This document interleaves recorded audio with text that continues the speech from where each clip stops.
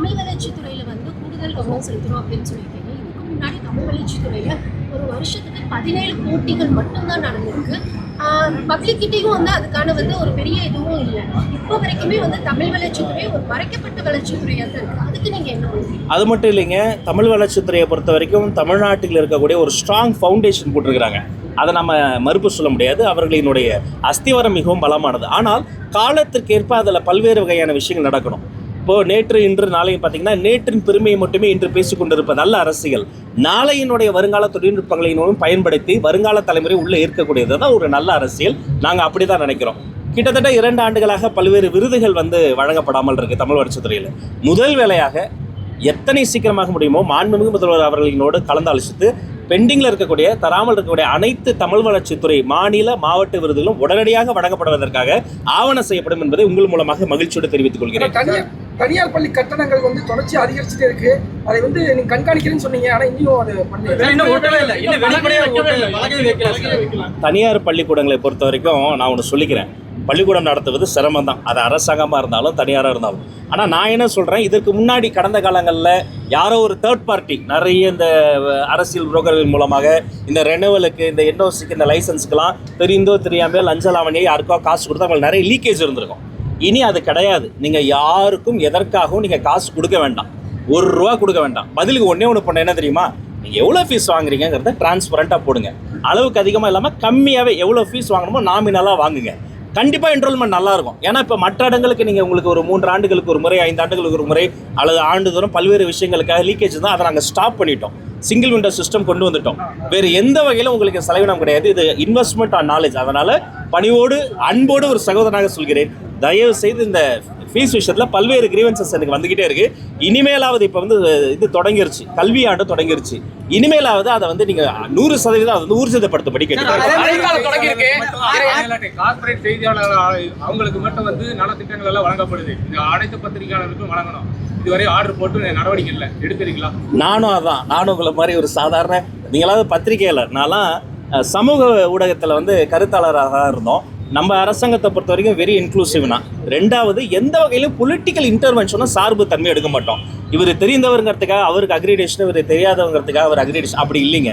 யாருக்கு எவ்வளோ அக்ரிடேஷன், ஒரு சேனலுக்கு வந்து இத்தனை ப்ரெஸ் கார்டு, இத்தனை அக்ரிடேஷனாக அது முறைப்படுத்தப்படும், அது செயல்படுத்தப்படும். அப்புறம் நிறைய பத்திரிகையாளர்களுக்கு அந்த வீட்டு மனையை பட்டா கூட இப்போ கூட நாங்கள் இன்றைக்கி மாலை என்னுடைய அன்பு சகோதரர் நம்முடைய நோடல் மினிஸ்டர் அவர்களோடு பிற்படுத்தப்பட்ட அமைச்சரோடு பேசிக்கொண்டிருந்து அது எல்லாமே ப்ராசஸ் நடந்துட்டு ஒரு நல்ல நாளில் நல்ல செய்தி உங்களை நாடி வரும், தேடி வரும். தாலுகா செய்தியாளர்களுக்கு ஏற்கனவே பல முறை சொல்லிட்டேன், மாடல் ஸ்கூல்ஸ் ரொம்ப சிறப்பாக செயல்பட்டுக்கிட்டு இருக்கு. அதற்கு தேவையான நிதி உதவி தந்தாலே போதுமானது. இருமொழி கொள்கை, அதில் எந்த மாற்றமும் எங்ககிட்ட இல்லை. அந்த தொகையை அவங்க வழங்கணும். ஏன்னா இது வந்து இந்த ஒரு அந்த ஸ்கீமை கொடுத்தா தான் அந்த தொகையை தருவங்கிறது முறையல்ல. நிச்சயமாக இதை குறித்து தேவைப்பட்டால் டெல்லிக்கு சென்று பேசும்.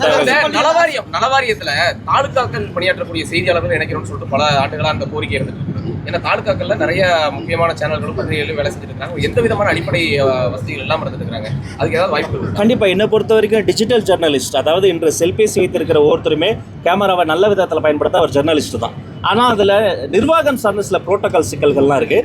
அதிகாரிகளோடு கலந்து பேசி தாலுகா பத்திரிகையாளர்களும் தேவையான தனியார் பள்ளியில் பயிலக்கூடிய ஆர்டியில் பயிலக்கூடிய மாணவர்களோட கல்வி கட்டணம் வசூலிக்கிறாங்க.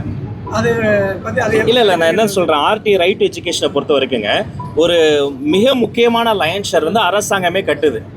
நாங்கள் கட்டுறோம், அவங்க ஒன்றும் ஃப்ரீயாக தரல. இந்த மாணவனுக்கு அந்த கல்வி கட்டணத்தில் ஒரு பெரும்பகுதி அரசாங்கம் நாங்களே கட்டுறோம்.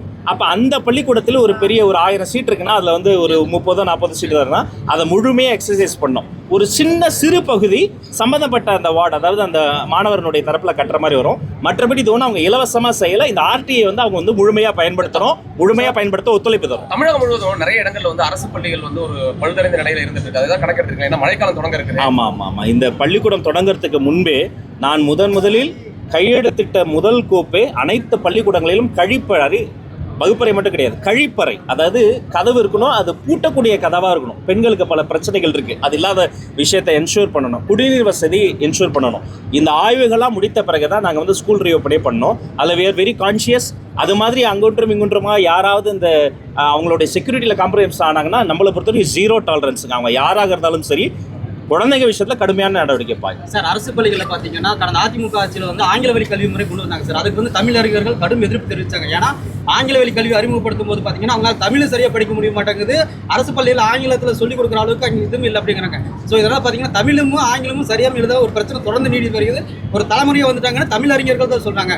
ஸோ இது மறுபடியும் வந்து தமிழ் வழி கல்வி மறுபடியும் அரசு பள்ளிகள் கொண்டு வரப்பட முடியுமா அப்படிங்கிறது ஒரு கொஸ்டினாக வைக்கிறாங்க. அதுக்கு என்ன? ஒவ்வொரு குழந்தைக்கும் தாய்மொழி முக்கியம்ன்றது, அந்த குழந்தைக்கு எந்த மொழி தாய்மொழி அது முக்கியம்.